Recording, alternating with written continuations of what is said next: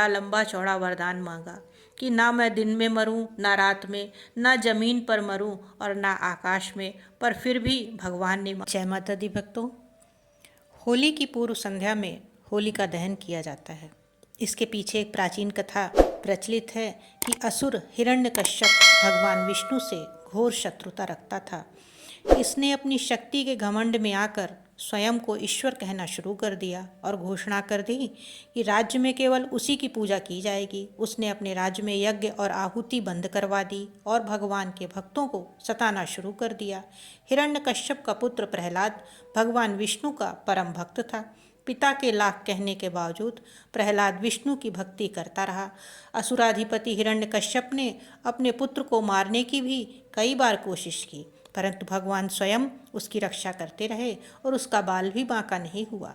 असुरराज की बहन होलिका को भगवान शंकर से ऐसी चादर मिली थी कि जिसे ओढ़ने पर अग्नि उसे जला नहीं सकती थी।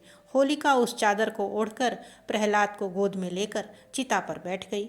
देवयोग से वह चादर उड़कर प्रहलाद के ऊपर आ गई, जिससे प्रहलाद की जान बच गई और होलिका जल गई।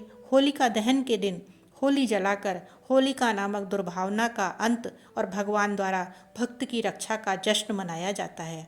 होली का त्यौहार प्रेम और सद्भावना से जुड़ा त्यौहार है, जिसमें अध्यात्म का अनोखा रूप झलकता है। पौराणिक कथा के अनुसार यह बात तब की है जब प्रहलाद हिरण्यकश्यप के पुत्र थे और हिरण्यकश्यप ब्रह्मा जी की तपस्या करने गया हुआ था। तब नारद जी ने हिरण्यकश्यप की स्त्री को इंद्र से बचाया था और नारद जी ने हिरण्यकश्यप की स्त्री को अपने आश्रम में ले जाकर सुरक्षा प्रदान की थी। उस वक्त प्रहलाद उनके पेट में थे। नारद जी ने भक्ति का उपदेश दिया।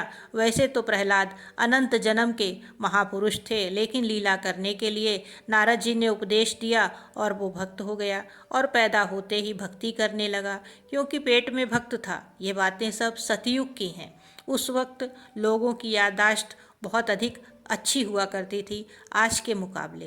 हिरण्यकश्यप भगवान का दुश्मन था, क्योंकि उसके भाई हिरण्याक्ष को भगवान ने मारा था। हिरण्यकश्यप भगवान को मारने के लिए ब्रह्मा का घोर तप किया और बड़ा लंबा चौड़ा वरदान मांगा कि ना मैं दिन में मरूं, ना रात में, ना जमीन पर मरूं और ना आकाश में, पर फिर भी भगवान ने मार ही दिया। और भगवान बताते हैं, देख, ना तो दिन है ना तो रात, ना मैं नर हूँ ना मैं पशु। भला मनुष्य कितनी बुद्धि लगाएगा, वो भी भगवान के आगे। अतः हिरण्यकश्यप वध होने से पहले हिरण्यकश्यप ने कहा प्रहलाद से कि तू क्या बोलता रहता है, भगवान सर्वव्यापक हैं। हमारे राक्षस के महल में भी क्या भगवान हैं? तो प्रहलाद ने कहा कि हाँ हैं, एक एक कण में भगवान हैं। तो हिरण्यकश्यप क्रोध से बोलता है, क्या इस खंभे में भी भगवान हैं? ओम उग्रवीरम महाविष्णुम ज्वलंतम सर्वतोमुखम नरसिंह भीषणम भद्रम मृत्युम मृत्युम नमाम्यहम्। प्रहलाद के हाँ बोलने पर ही उन्होंने गदा खंभे पर दे मारी और खंभा टूट गया। खंभे के टूटने पर भगवान नरसिंह प्रकट हुए और बोले कि मैं हर जगह रहता हूँ, मेरे लिए कोई जगह गंदी नहीं होती।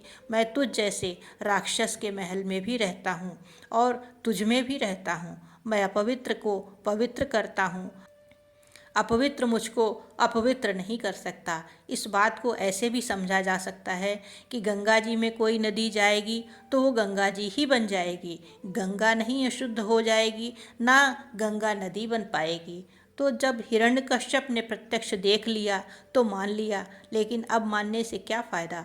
भगवान ने तो उसको मारना ही था, उसका वध करना ही था। होलिका नामक दुर्भावना का अंत और भगवान द्वारा भक्त की रक्षा का जश्न मनाया जाता है। होली का त्यौहार प्रेम और सद्भावना से जुड़ा त्यौहार है, जिसमें अध्यात्म का अनोखा रूप झलकता है। इस त्यौहार को रंग और गुलाल के साथ मनाने की परंपरा है। इसी के साथ हम आपसे आज विदा लेते हैं और आगे भी इस तरह की पौराणिक एवं धार्मिक कथाओं को सुनने के लिए चैनल को लाइक एवं सब्सक्राइब अवश्य करें।